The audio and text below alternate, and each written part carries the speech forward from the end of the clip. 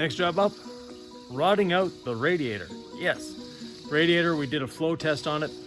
Not doing so good, so we're gonna rod it out. To rod it out, we have to do a few things with it. First of all, we have to get rid of the shroud that's on it and these end caps. Now I've already ordered the gaskets that go there, and then we're gonna open it up to see what's going on inside. So wait till I get all those end plates off, because as you can see, there's a few screws to take off. Yeah, a number of them. So once we have those off, we'll be good to go, and we'll be back to show you what the inside of this beast looks like. We got both end caps off the radiator. They're in nice shape, no problems there.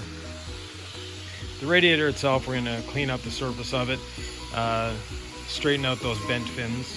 Not a hard task, just a little labor intensive because of the time, because there's a few of them. Then rodding out all these holes. Now I've started to do the top row, and we're doing good on the top row, almost done. When we come down here, we'll see where I've done up to. So I've done up to there, and if I get the camera just right, you can actually see light on the other side. There we go. There we go. See a bit of light on the other side. Next one over, I haven't done yet. There you can't see a darn thing. So, how are we doing this? Well, there's a number of different solutions. Bus Conversions magazine, if you're not a member of it or you're not a subscriber, you should be. There's a good tip that I saw in there, was to use an actual dipstick, and the dipstick fits perfectly. But my dipstick isn't long enough, and I would have had to do it from both sides. And seeing as there's 347 holes, I didn't want to have to repeat the operation twice. So what I did, we found an electrical fish, as they call it, and rounded over the edges. We can't get a focus on that, but let's see if it'll focus on my thumb, and then pull the thumb away. There we go. No. So there we go. So we rounded over the corners of that, so it's not going to dig into it. All we're doing is pushing out the calcium deposits. Made it the right length and got a handle for it. So very easy to do. It's just time consuming. As I said, there's 347 of these little critters here. So off I go to keep doing it again.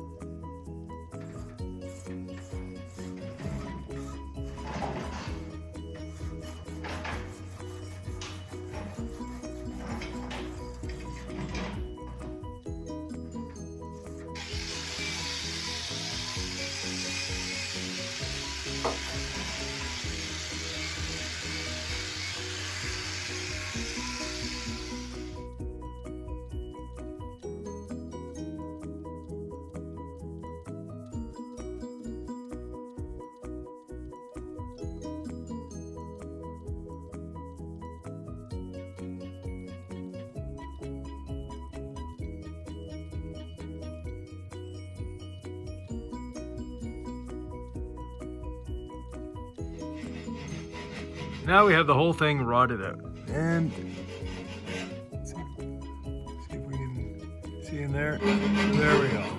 I got a flashlight at the other end, but you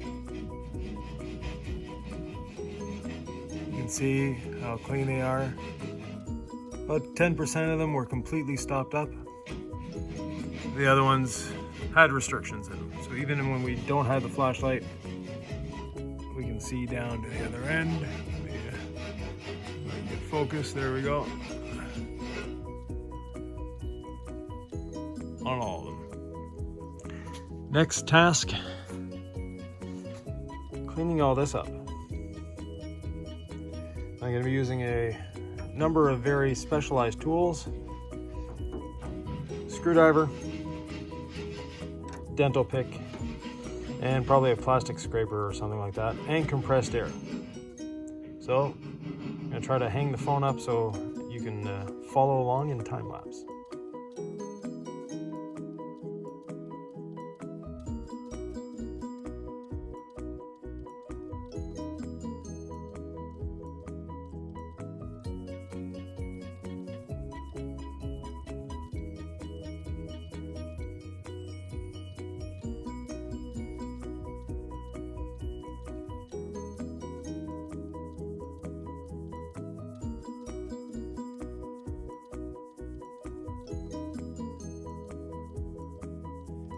Here we have the second side. So as you can see, a little beat up. We'll be making it nice and clean and pretty, and cleaning up these fins here so that air can get through with ease.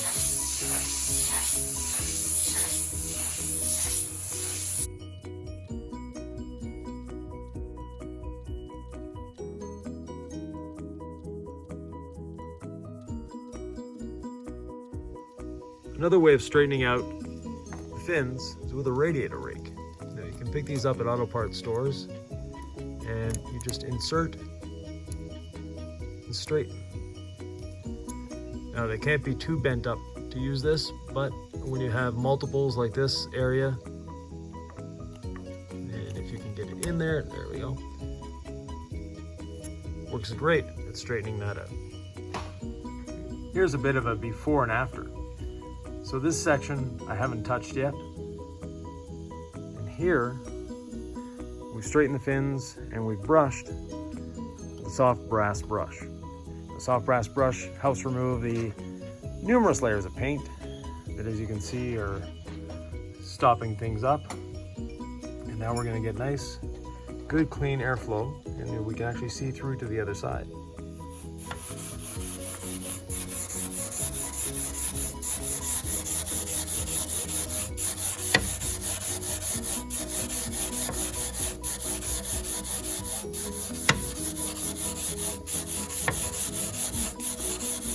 So the second side is now all brushed.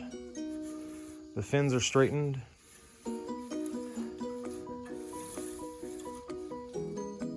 And we can see through it now.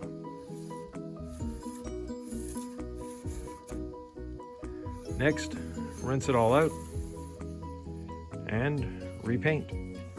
As a bit of additional help, we decided to inject some CLR into every one of these passages, and we're putting the rod through one more time. We're currently in the 2020 COVID-19 scare, so radiator shops are obviously closed, so we can't take it there, so we're doing this ourselves.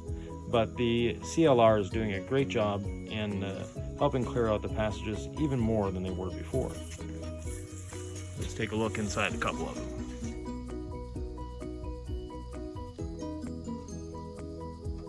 Out all the rows, get any last dust out of them before we paint.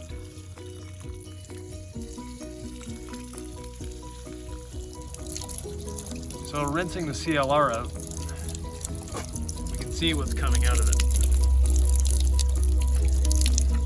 So the CLR is actually doing a really good job. So we're going to have a nice, clean, clear radiator. It should improve the performance.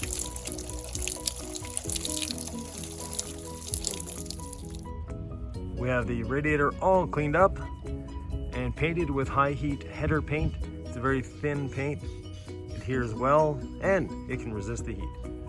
The frame pieces are sanded, cleaned, and also painted, but in a black high temperature paint.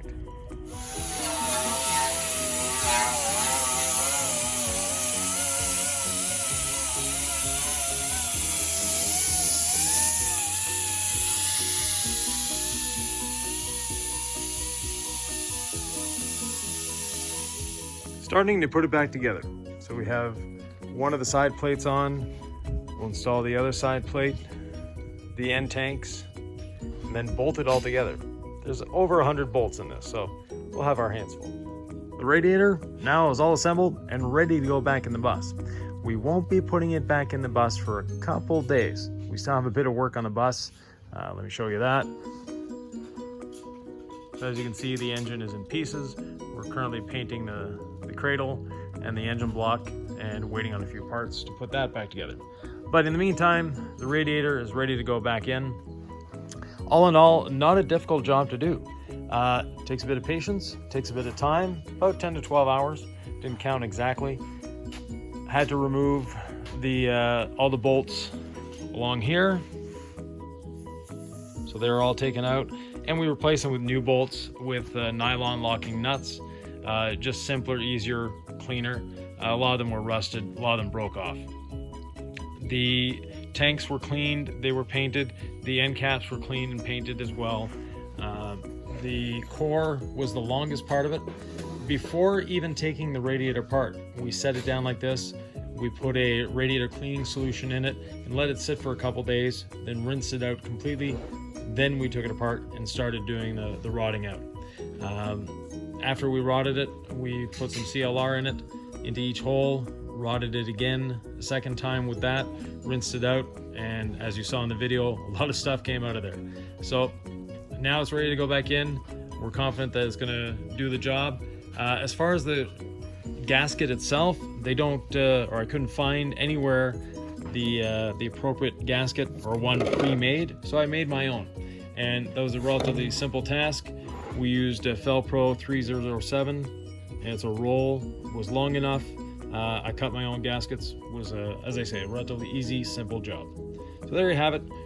Rehabbing your old radiator, as long as you don't have any leaks in the core, you're good to go. It's an easy job.